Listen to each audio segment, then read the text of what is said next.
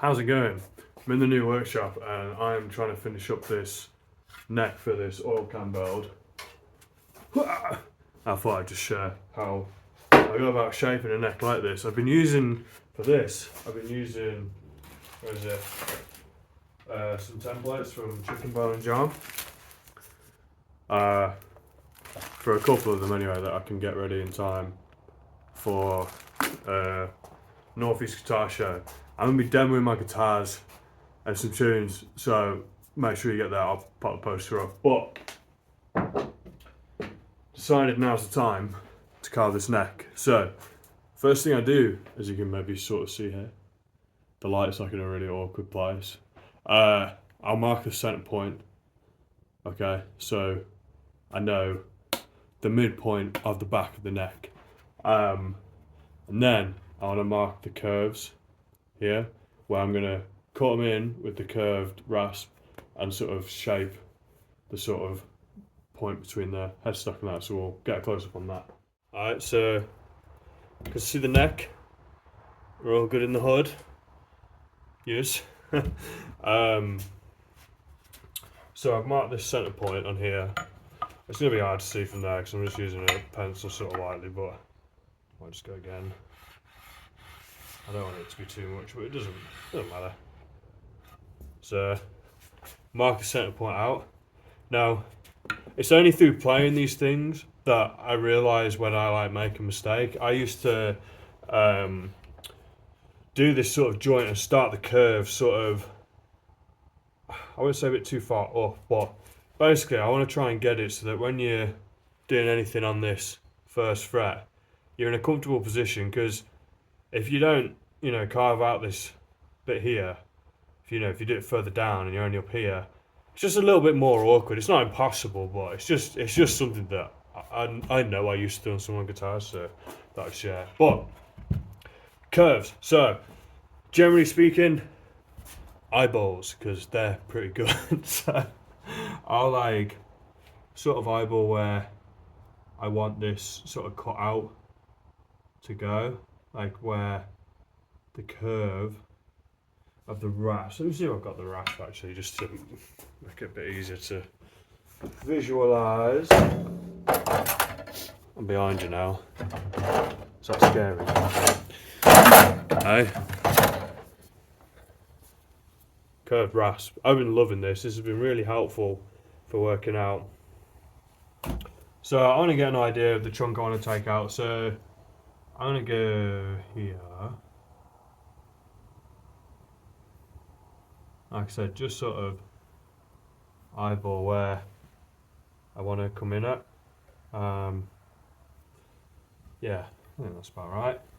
Now, I will square off the top so that, again, like, I do a lot of stuff by eye, and it's not like a brag or a boast, man, but like, once you've made so many, I think you do just kind of work out what's best. So I'm not going to get the exact same angle here, but, sorry, I'll try not to block it because I'm cack-handed. Look at this. That just sort of gives me the visualization, if you like, of where I'm going to carve out. So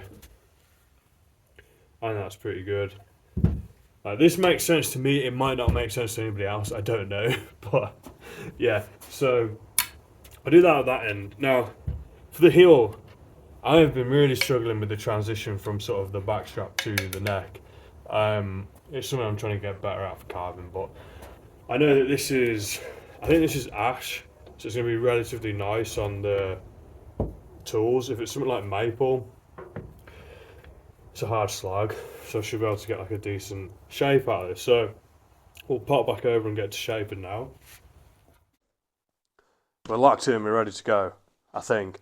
I've added some more lights to try and make it a bit easier to see, but for these top, I need to get rid of that before that starts making a load of noise. It's a problem with moving into a new spot and trying to find a place for everything.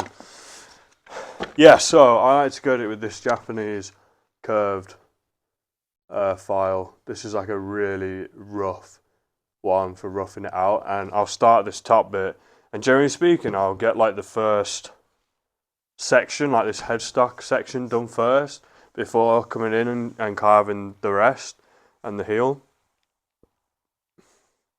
So we'll get doing that now. It's a good day for it because I am cold in it. So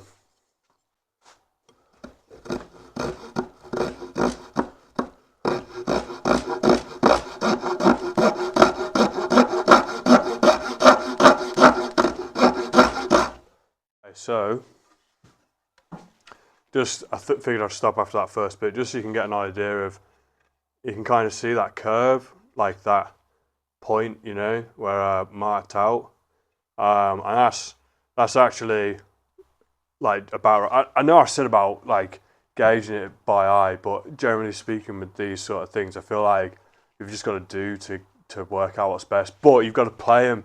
It's a key thing of building these things is playing them. It wasn't until I started playing them that I started making them better.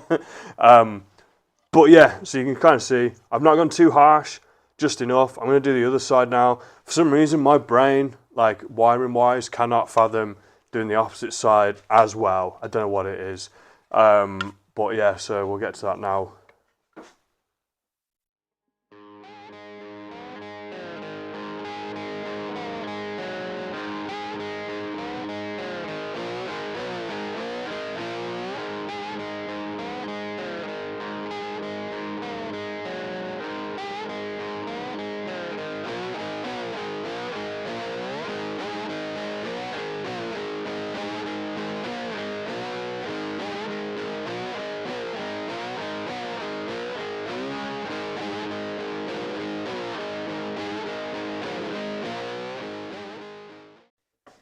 Alright, so another quick one, just falling in another spot. So now you can kind of see that I've made that start, and now I can use the Shinto probably to just sort of wrap around this top bit. I might still use the curved wraps just to get a nice curved shape there.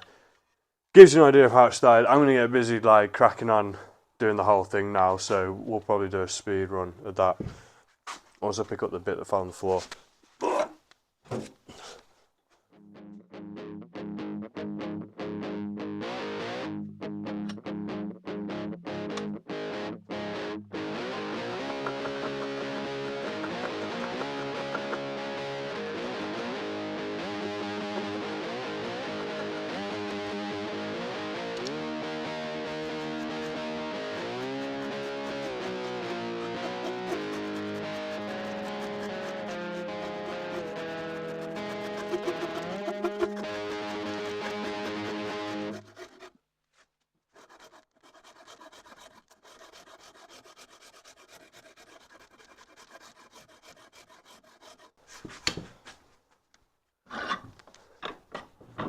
Alright, so another quick pause, just so you have an idea.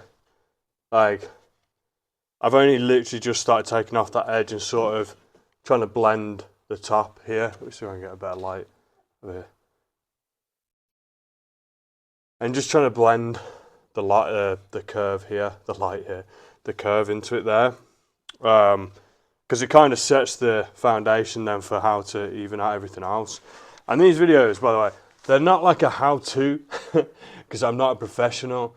It's more of just to show people that are coming to the guitar shows, like, just what goes into making my guitars, because a lot of them are done by hand, and I think some folk think that it's maybe some of it's CNC or a router or stuff, so in some it's not that, I'm not that good, like, don't be wrong, once they start looking at it closer they can clearly see it's handmade.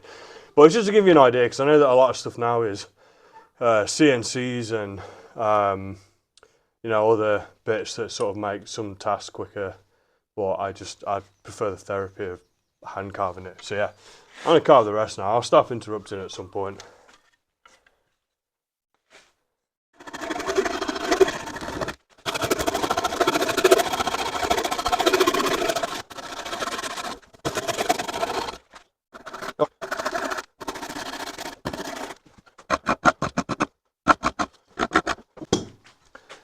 One more stoppage time. I'm going to keep saying that every time I stop, but I've messed up a little bit there, so I've like slipped. Just to prove that I'm not infallible, like no one is, but I sort of slipped cutting in with that Shinto then.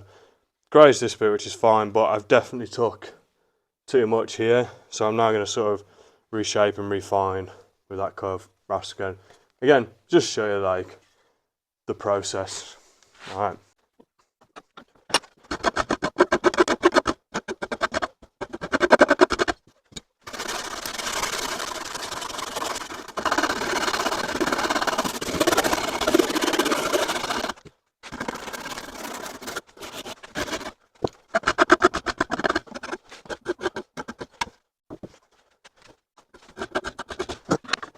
Alright, so I'm going to be moving on to the heel in a sec. So you can kind of see now, I've got that really rough shake there, but it's a nice placement. The planning out and prep makes a ton of difference. So a lot of this I can tidy up just with sanding rather than taking chunks out with that file. I might use the fine file, but now we're on to this bastard. I hate it. Now I think my issue with this part of the neck and carving is that I use a 20mm thick neck and heel. And there's a part of me thinks that if the neck was a little bit more chunkier, I'd be able to carve the transition better, but I'm just making it, I'm making excuses. I should just be better. But anyway, I'm going to have a crack at it. Generally speaking, I'll like just really cut in. And to be honest, what I've liked with this file is so let's say on the bottom bit of the neck, I'll cut in, so rather than being at like an angle like that, that's, a bit flat, I'll really cut in, so you have like more of a roll on the bottom part of that neck where you're going to be sort of wanting to pick out and stuff. And with the heel, I've started just really carving in deep on these bits because it kind of makes like a little thumb pocket. I'm hoping I'll be able to demonstrate it. I'll maybe do this different because each one's different anyway, but yeah. Didn't I mention I hate carving this part of it?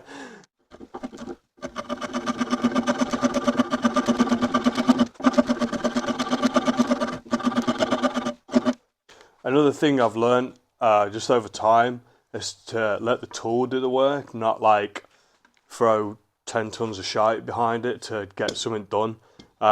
Took me a long time to get to that point, but yeah, generally speaking, if you sort of let the tool do the work and understand how it works. Sort of with anything in life, really, I guess, isn't it?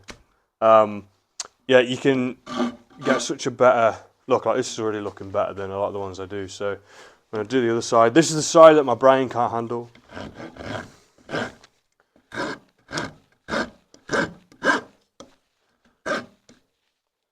My brain can handle it. I need a different, like a better vice for this, but that'll come in time. No excuses. Like I said, what am I making excuses for? Just got to go.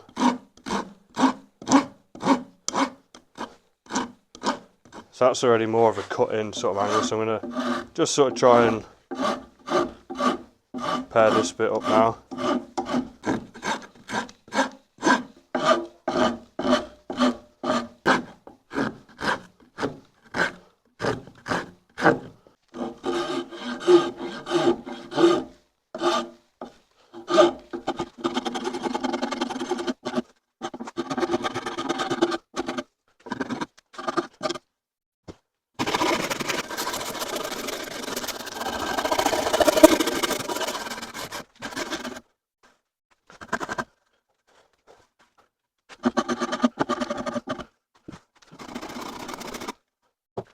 I think I've got the rough shape done. Now, keep in mind the sanding, alright? I don't want to hear anyone be going, like, that's like a dog's dinner or something, alright? Like I said, I figured I'd try and just show a little bit of my method in some sort of madness. So, you can see it's rough, but by the time I come in with the what's it called? The oscillating sander, I'm really sort of dig in and smooth out some of these bits, and you can kind of see there's some high bits here and here, and if you look at the side you can kind of see. So I'm going to match them bits sort of up now before I do some sanding. Sometimes I'll hit it with the spoke shave as well, but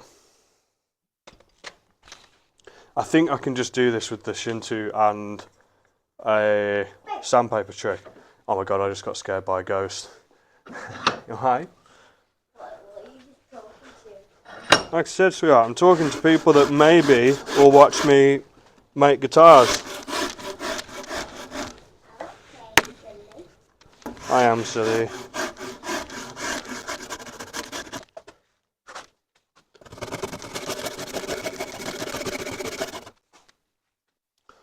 Okay, so up until now, I've been. Oh my goodness, everything's going all caddywampus. Up until now, oh god, I have been using the coarse side of this Shinto. I'm now going to use the fine side just to get any huge chunks out before using some sandpaper. So I'll just sort of go over it very lightly.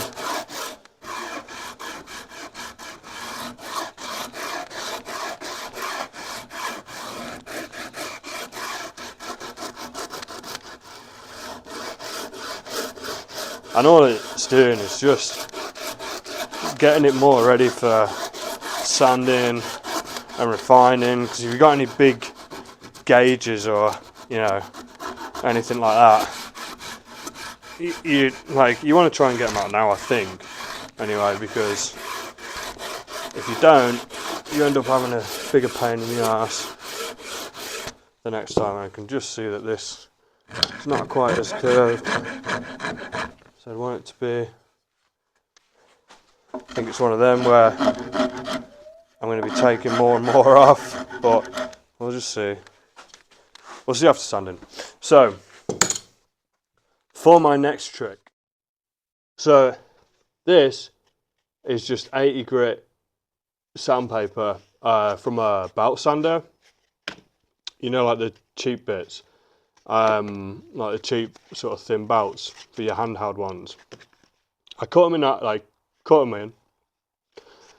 put gaffer tape on the back, and then what it does is it allows you to just really get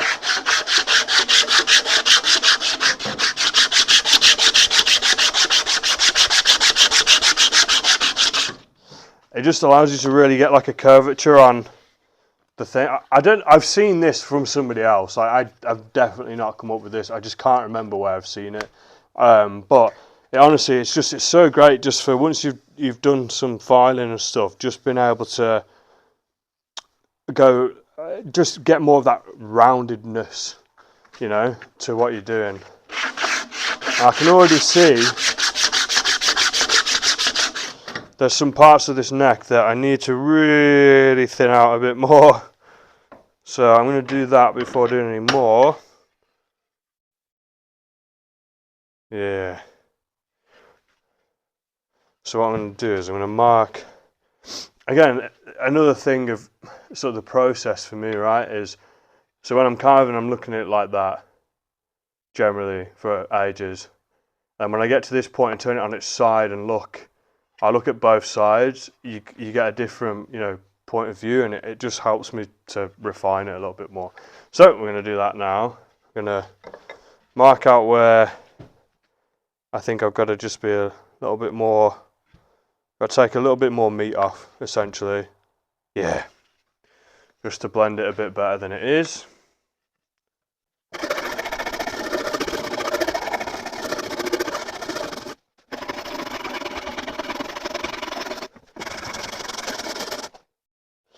Yeah, it's already looking loads better. So what I'll do is, I'll get most of that meat out that I want, and then when it gets to sort of the finishing bit, I'll just go past this line again and just make sure it's all blended again.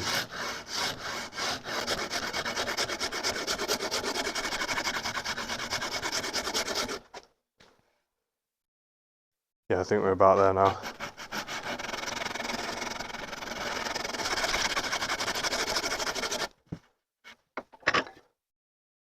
Yeah, no, I think that's good.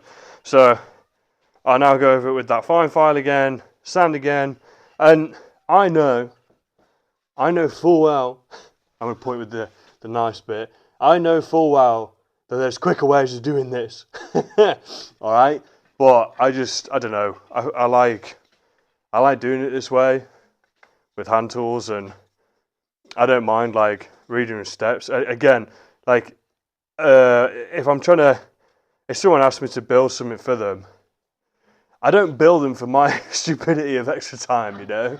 Like it's just this is how I make them, and the price is what it is, isn't it? So yeah, like to me, it's fine making these sorts of bits of mistakes and just sort of refining it.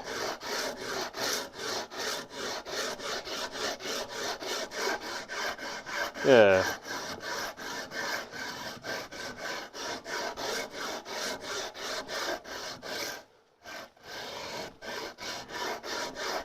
Alright, so we'll be ready for doing that sound again. I just thought I'd show what I was saying before. So notice the thinness between the fretboard and this sort of flat bit that I've left, which will get sorted out when it's sanded. So on here it's thin, which is the side you sort of rounding on, and on here it's a little bit wider. And again, there's no right or wrong way. I'm not even in the camera, but I'm telling you, there's no right or wrong way. This is how I like making my guitars, my CBGs, so it's just the way I do them. But do them how you like. Because at the end of the day, that's what counts, doesn't it? Right. See you in a bit.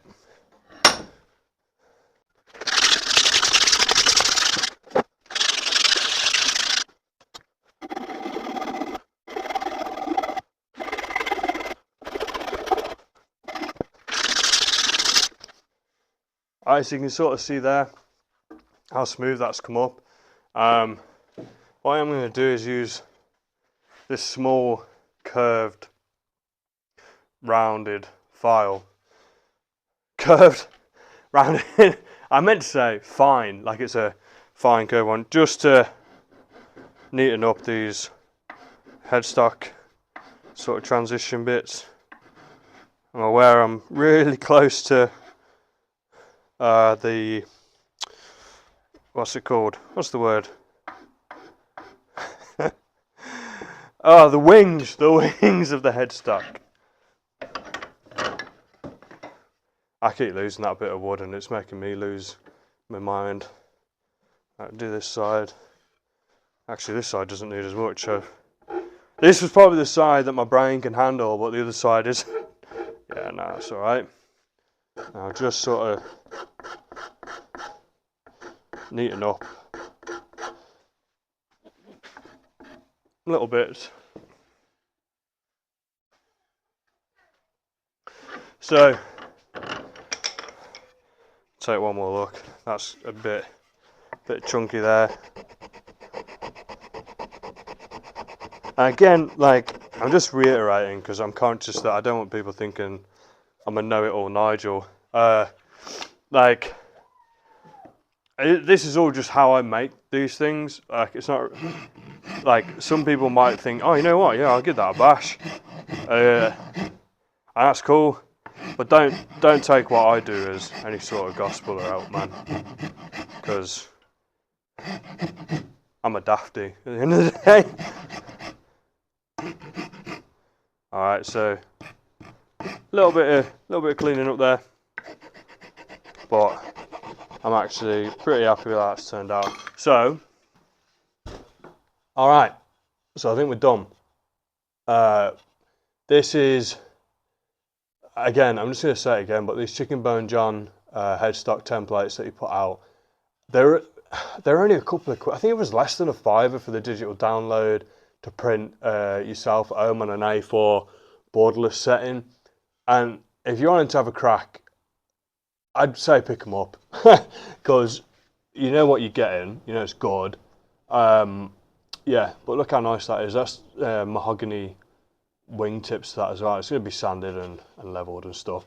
But anyway, I was talking about the neck. So yeah, this is the sort of rough startings out, I guess.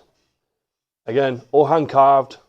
Like I said, I'd getting people at guitar shows asking me, oh, do you make these all yourself? And like, is it, like, how do you do it? And what kept cropping up time and time again was, do you use a CNCer out? And I was like, no. And then once they take a further look, like a closer look, it's like, oh yeah, no, he definitely doesn't. Because, you know, there's tooling marks, there's, you know, everything else. But I use hand tools. I just thought I'd do a video on this neck for this oil can build, because, yeah, this is going to be like a, I hate being that, what's it, but it's like a premium range, I guess, because people have been loving these. But I wanted to prove that a lot of time and effort goes into them, man. All right, so yeah, this is the start of this oil can build. So should be ready in time for the Northeast Guitar Show.